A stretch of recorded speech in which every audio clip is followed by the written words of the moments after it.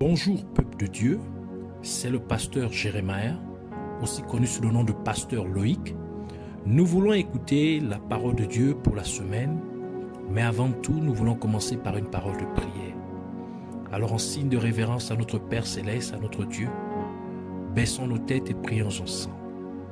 Père éternel, Dieu de gloire, Dieu fidèle, Saint des saints, Roi des rois, béni sois-tu. Venons te dire merci pour nous donner encore une nouvelle occasion de pouvoir venir dans ta présence, de pouvoir nous réjouir dans ta sainte présence. Nous venons recommander ces moments en tes mains, l'air, l'atmosphère, tout autour de nous et en nous. Prends le contrôle de toutes choses, corps de notre âme et de notre esprit, de nos pensées. Venons nous humilier aussi au-devant de toi, implorant ta compassion, ta miséricorde, te priant ainsi de nous pardonner pour tout ce que nous avons pu faire et dire, penser qui ne t'a pas honoré et glorifié. Lave-nous par le sang précieux de ton Fils Jésus-Christ et purge notre conscience de teuve morte, teuve inutile, afin que nous venions te servir comme il se doit. Nous venons nous lever contre tout esprit qui s'oppose à la révélation de ta parole, contre toute puissance maléfique, démoniaque, qui se lève contre la connaissance de la vérité de ta parole. Sois lié et renvoyé dans les gouffres de l'enfer une fois pour toutes au nom de Jésus-Christ. Et nous proclamons que Jésus-Christ est Seigneur à la gloire de Dieu le Père. Emmène-nous dans la profondeur de la révélation de tes mystères, les mystères de ta parole. Enseigne-nous, équipe-nous, construis-nous au nom de Jésus-Christ. Merci de bien vouloir le faire. Que la gloire, l'honneur et la majesté te soient rendus. Au nom de Jésus-Christ, nous avons ainsi prié. Amen. Alors nous allons prendre notre passage principal des Saintes Écritures dans le livre de Luc, chapitre 15, versets 8 à 10. Nous lisons la parole de Dieu dans le livre de Luc, chapitre 15, versets 8 à 10 au nom de Jésus-Christ. Ou quelle femme, si elle a 10 drachmes et qu'elle en perde une, n'allume une lampe, ne balaie la maison et ne cherche avec soin jusqu'à ce qu'elle la retrouve. Lorsqu'elle l'a retrouvée, elle appelle ses amis et ses voisines et dit: réjouissez-vous avec moi, car j'ai retrouvé la drachme que j'avais perdue. De même, je vous le dis, il y a de la joie devant les anges de Dieu pour un seul pécheur qui se répand. Que le Seigneur bénisse sa parole, qu'elle vienne pleine de grâce, de vie, de profondeur, de révélation et de faveur au nom de Jésus-Christ. Amen.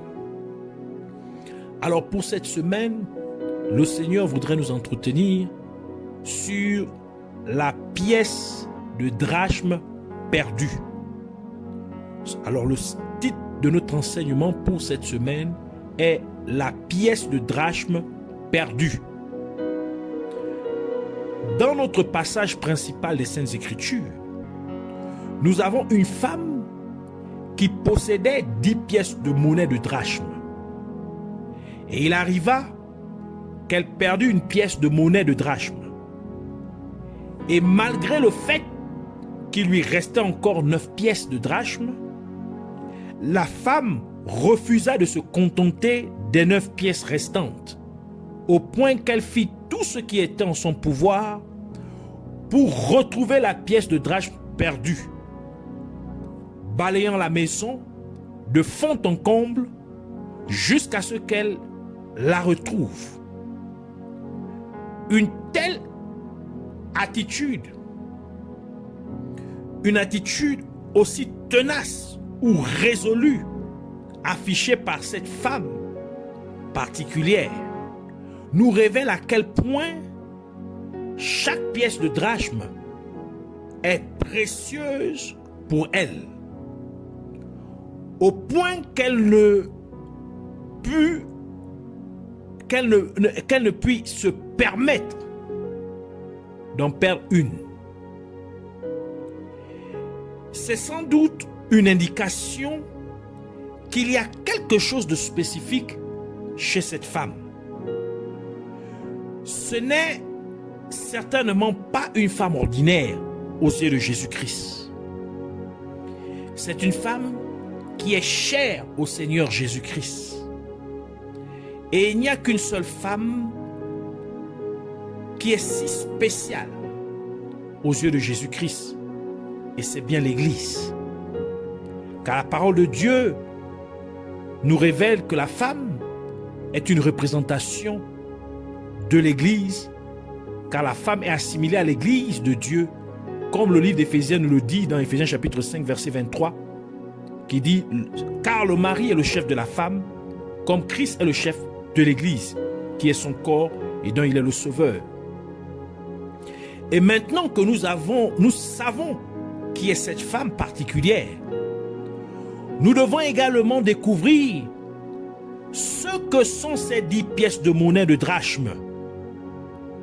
Et le livre d'Exode nous dit que Dieu a donné sa loi composée de 10 commandements au peuple d'Israël.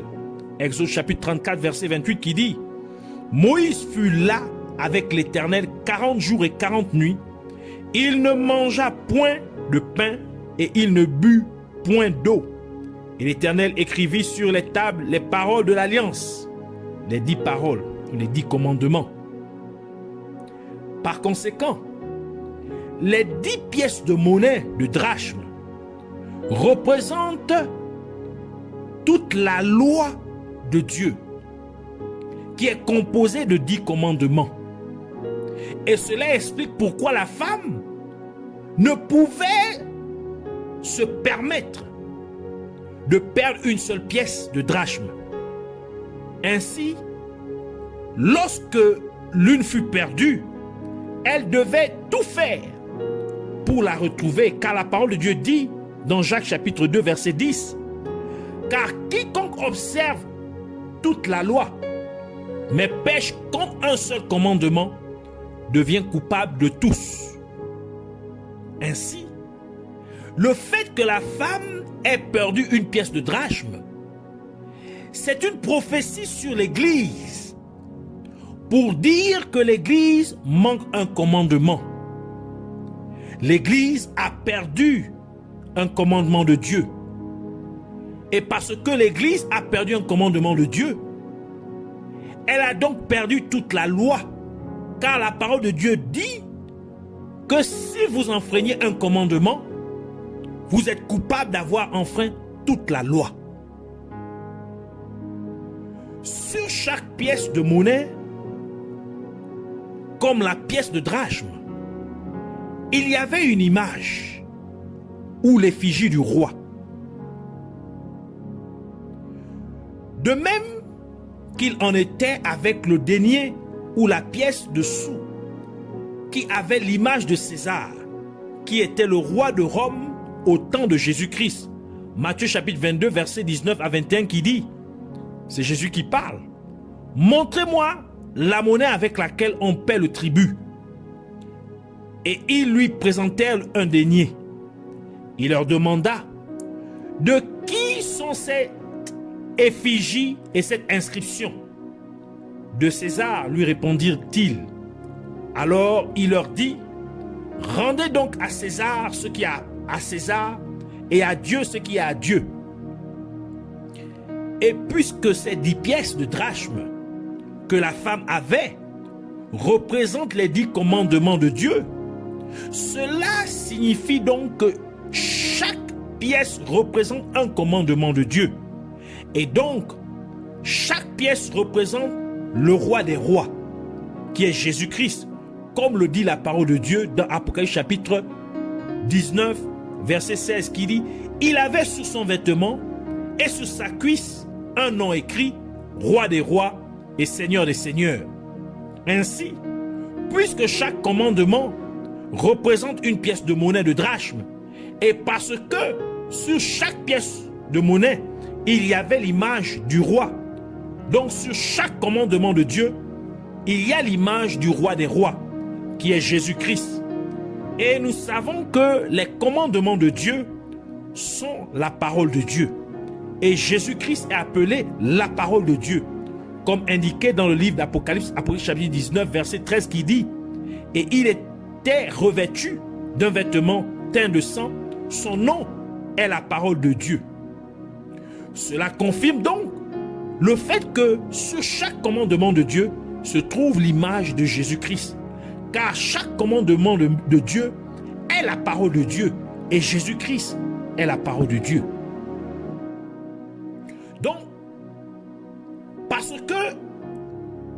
par le fait que la femme avait perdu une pièce de monnaie de drachme qui contient l'image du roi, cela implique donc que l'Église a perdu l'image du roi des rois.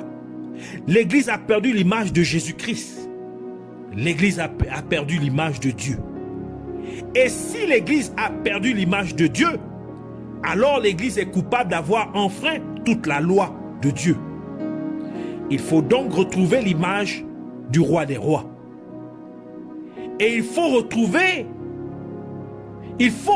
l'image de Jésus-Christ. Et c'est pourquoi la parole de Dieu dit que Dieu nous a appelés à être conformes à l'image de Jésus-Christ, qui est le roi des rois. Romains chapitre 8, verset 29 qui dit « Car ceux qu'il a connus d'avance, il les a aussi prédestinés à être semblables à l'image de son Fils, afin que son Fils fût le premier-né entre plusieurs frères. Car cela a toujours été la volonté de Dieu pour les êtres humains que Dieu avait créés au commencement à son image, comme nous le dit le livre de Genèse. Genèse chapitre 1 verset 26 à 27 qui dit « Puis Dieu dit, faisons l'homme à notre image, selon notre ressemblance, et qu'il domine sur les poissons de la mer, sur les oiseaux du ciel, sur le bétail, sur toute la terre et sur tous les reptiles qui rampent sur la terre. Dieu créa l'homme à son image, il le créa à l'image de Dieu, il créa l'homme et la femme. » Mais malheureusement, les êtres humains ont perdu cette image en péchant contre Dieu, en ce qu'Adam et Ève désobéirent au commandement de Dieu.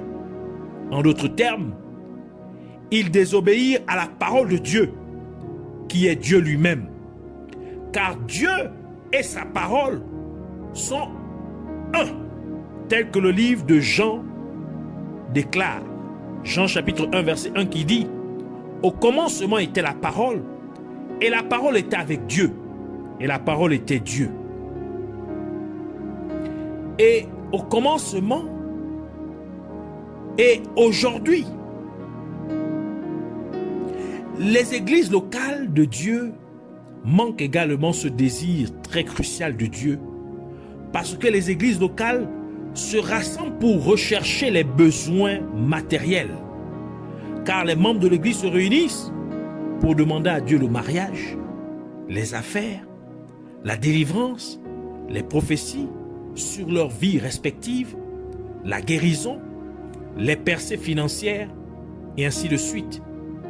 Au lieu de venir au service religieux pour chercher à ressembler à Dieu,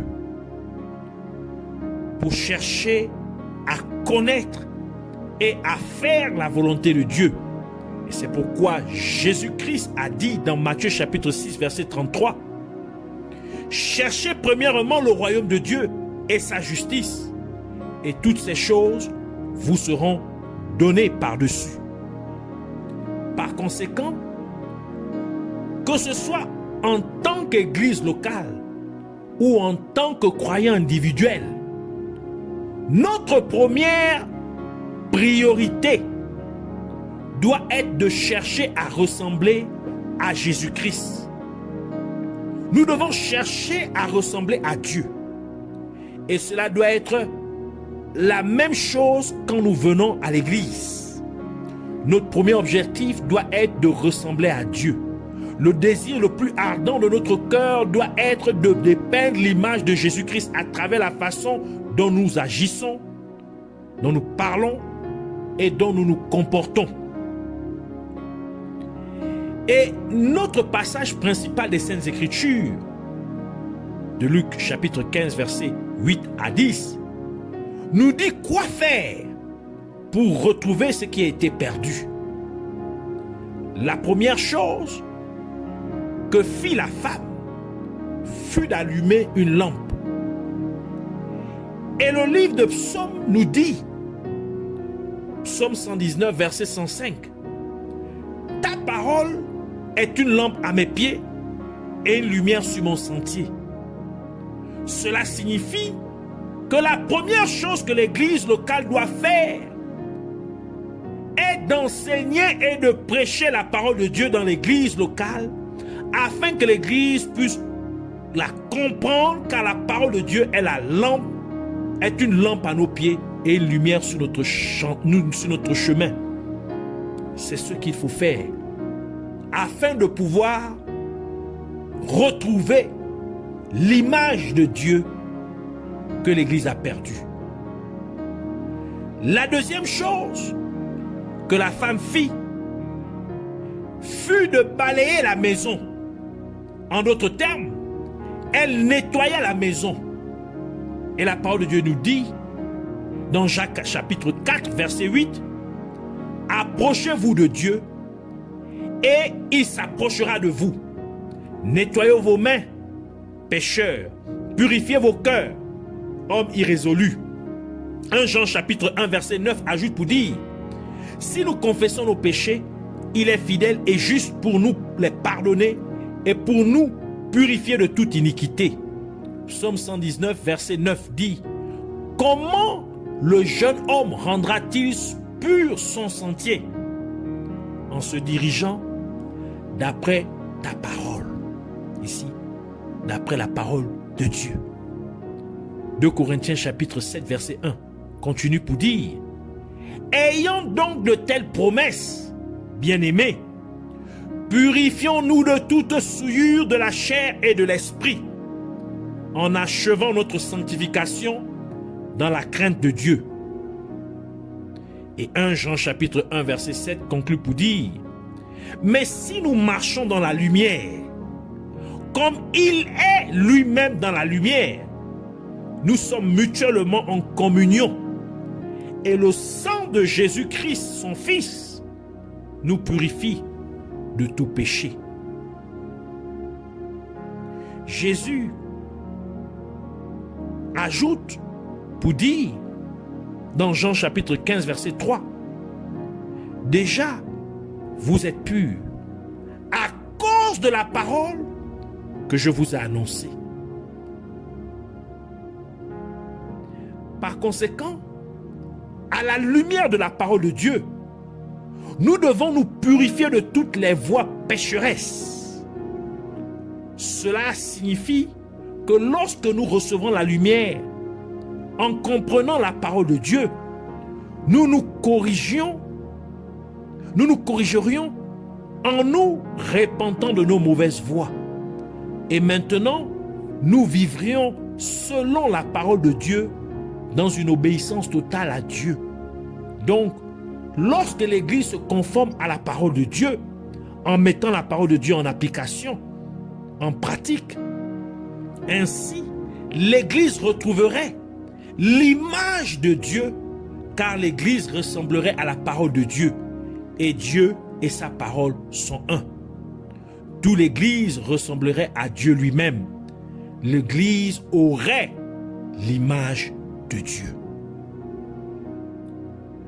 Dans le livre de Luc, 10 lépreux prirent prièrent Jésus-Christ de les guérir de leur lèpre.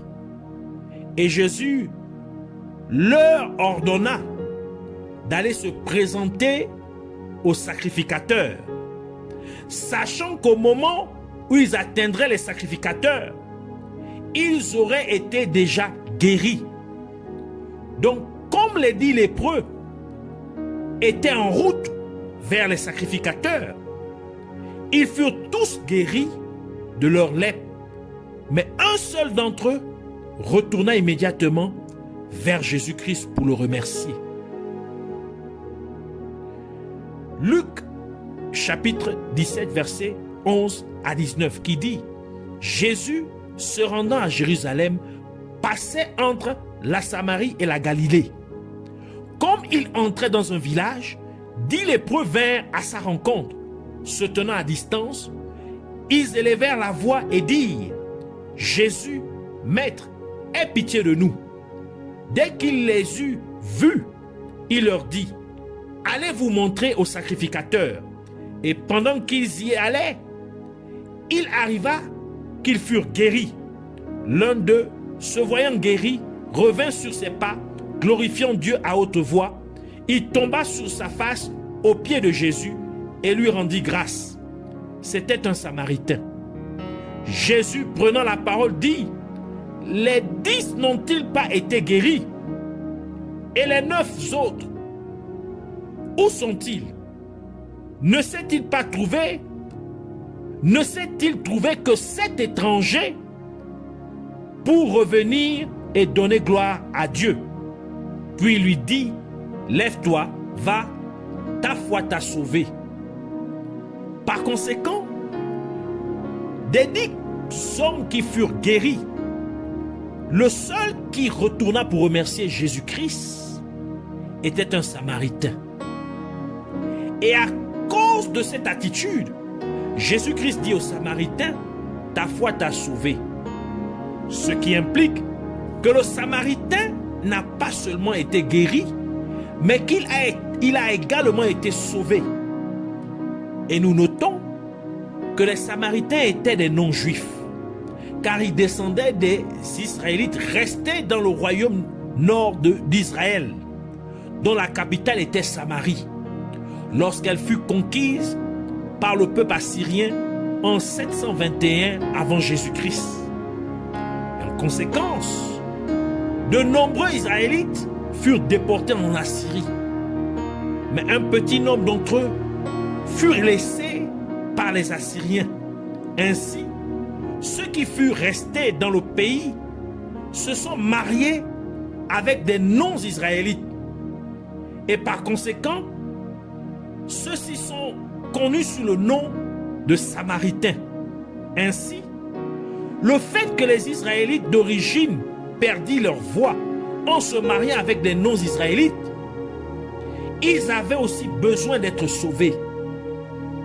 Et c'est la prophétie derrière le fait que sur les 10 hommes qui furent guéris, seul le Samaritain revint pour remercier Jésus-Christ.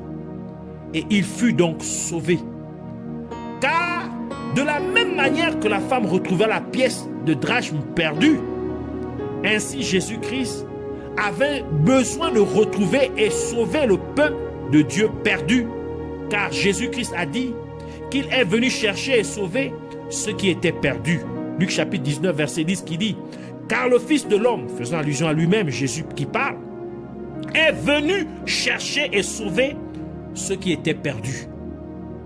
Et c'est la raison pour laquelle Jésus-Christ alla parler à la femme samaritaine au puits de Jacob, car elle représentait le peuple perdu de Dieu de Samarie.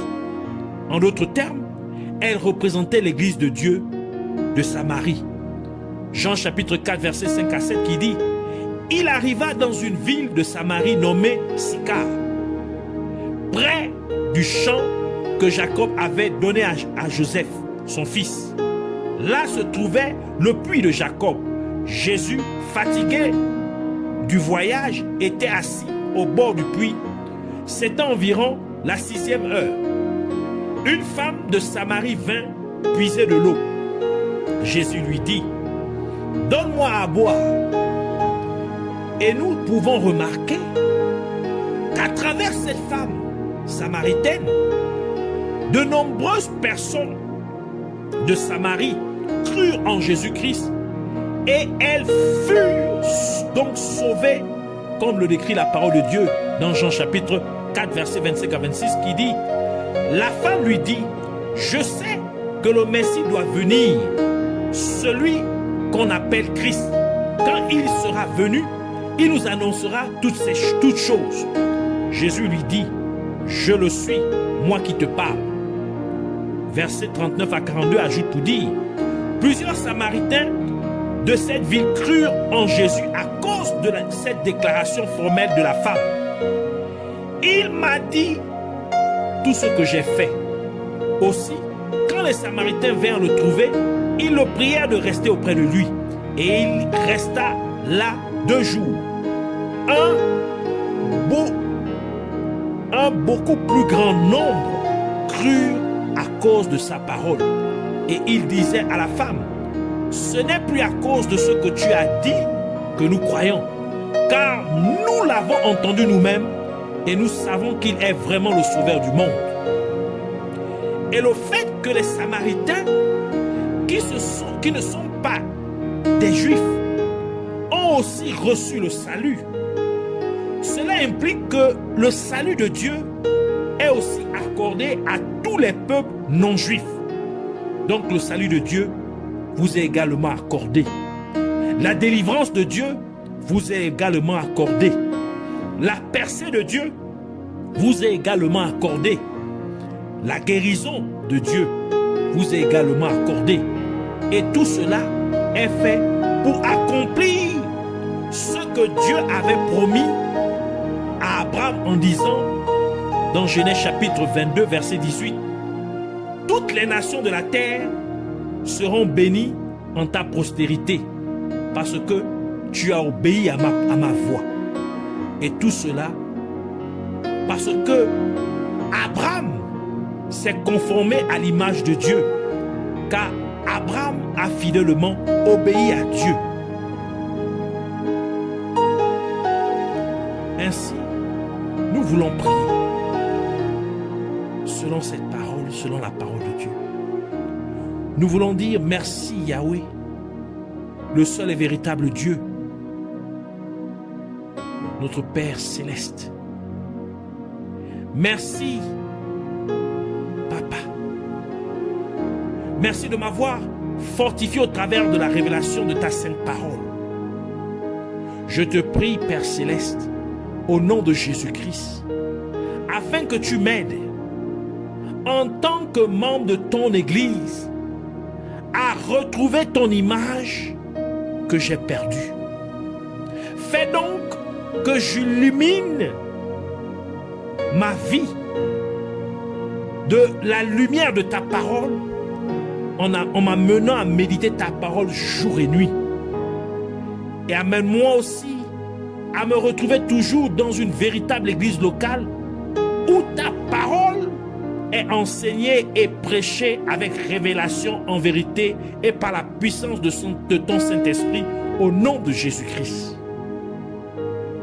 Et alors que je reçois la compréhension de ta parole, laisse-moi donc purifier ma vie de toutes sortes de voies pécheresses, afin que je puisse maintenant refléter ton image à travers mes actions, mes paroles et mon comportement.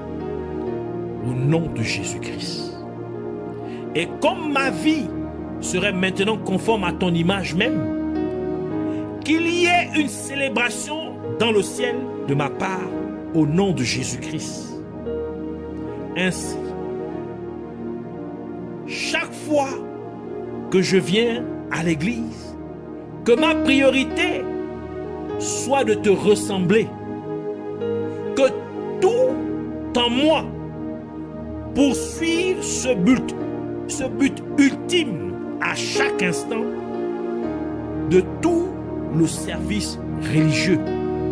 Car je sais que si je cherche d'abord à te ressembler, toutes les autres choses dont j'ai besoin me serait ajouté au nom de Jésus-Christ.